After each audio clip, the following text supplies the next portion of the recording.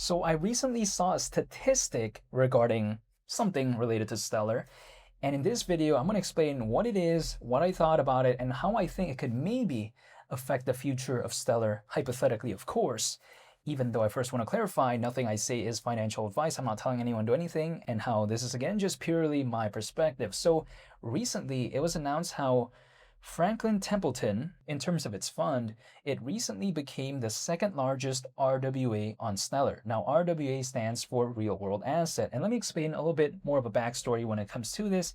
And I think it's going to become relevant later on as to how I think it could maybe impact Stellar. Again, hypothetically. So basically, Franklin Templeton, it's allegedly one of the world's largest asset managers, right? But the thing is, they launched a fund running fully on the Stellar blockchain. Now, again, what happened was not too long ago, the fund that they had basically running on Stellar, it became the second largest RWA on Stellar, which I think is a pretty massive accomplishment at the end of the day, both for Franklin Templeton and also, I think, by extension, Stellar as well, because we've already seen Stellar kind of slowly, right, push this narrative of RWAs. We've seen that consistently. And the thing is, what is even an RWA? Now, again, like I mentioned before, real world asset. To just give more of an example, I guess, when it comes to this, let me explain what I mean by, let's say in the case of RWA tokens. I think that right there is just going to make it more simple. So RWA tokens, they're digital representations of physical assets on the blockchain. So for instance, let's say we can use it for in the case of a market sector like art, or let's say in the case of real estate. Those are some examples right there.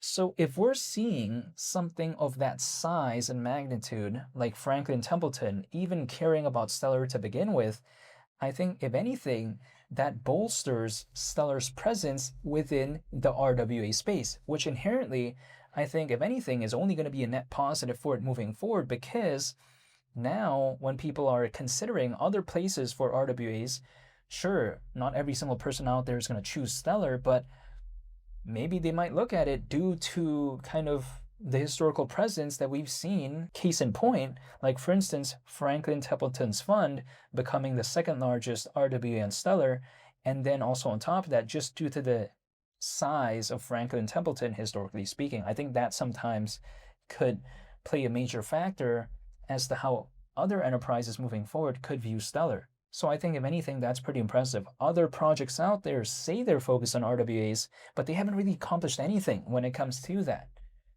But we've seen that to a certain extent when it comes to Stellar. So I find that very impressive.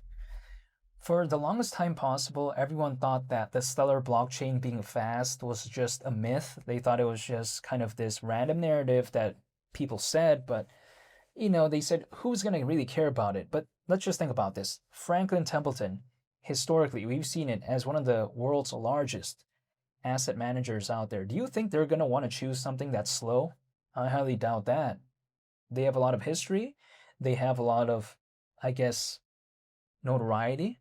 They already have a lot of experience. I highly doubt they want something that's slow. So choosing something like Stellar, I think it might have indicated that, you know what, they like the speed of the Stellar blockchain. And so do I. Maybe, right? I'm just saying, though. Or not, why would they choose it, right? These large enterprises, keep in mind, they care about speed a lot. Now, people like to tell me no one really cares about that. Well, okay, maybe in the retail side of things. Like, let's say, for example, let's say just me personally, right? Let's say there's something that is 20 milliseconds faster and something else that's like 20 milliseconds slower. Would I really notice the difference? Nah, not really. I mean, it's negligible almost. But we have to consider, for an enterprise, that does matter because one action, okay, 20 milliseconds slower, it doesn't really matter, right? How about if it's amplified over 50 actions per day? Now, let's say we even amp it up further, 1,000 actions per day. Starts to add up, right? And then eventually, over weeks, over months, over years, maybe even over decades in some cases, that starts adding up. So some of these enterprises, they think about this type of stuff. They think about these small details. It's like, for instance, an architect, they usually sometimes think about certain things when it comes to a home that we don't really think about, right?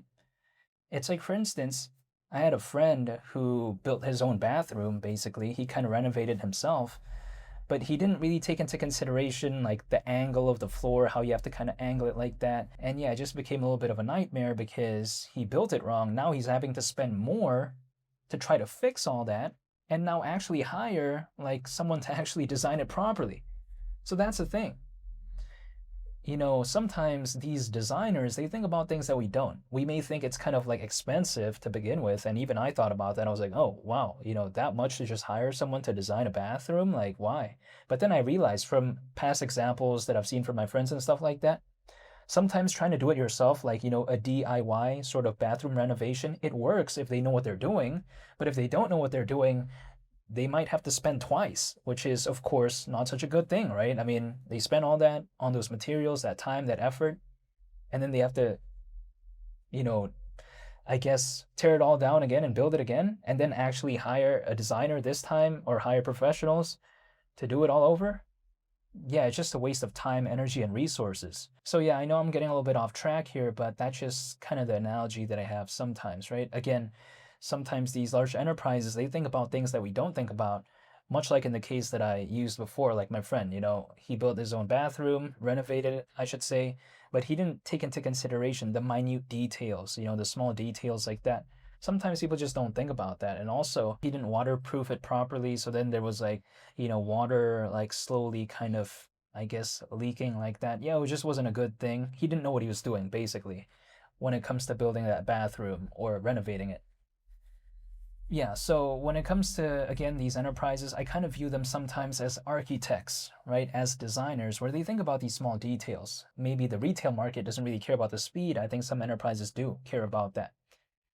Now, on the flip side, though, XLM, you know, recovery, not even 0.5% in the past 24 hours, but whatever, who cares, right? I'm not even thinking about this from an hourly basis anyways, not even on a weekly basis, not even on a monthly basis. I'm thinking about this for the long term.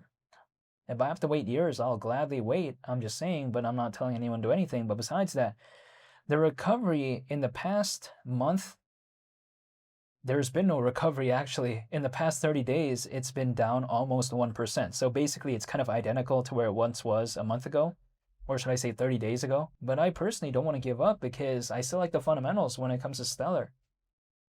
Arguably, it's the second most popular project within the global trade and finance space within this particular space, behind Ripple, of course, but I think it doesn't necessarily mean that it can't really compete with it fundamentally, right? I mean, Stellar has its own fundamental qualities too.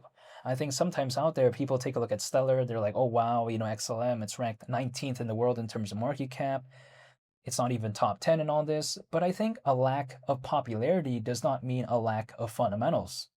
You know, some people out there, they're kind of surprised, right? Sometimes seeing these projects that aren't ranked so high, but actually have the fundamentals to sometimes even compete or surpass some of these more popular projects.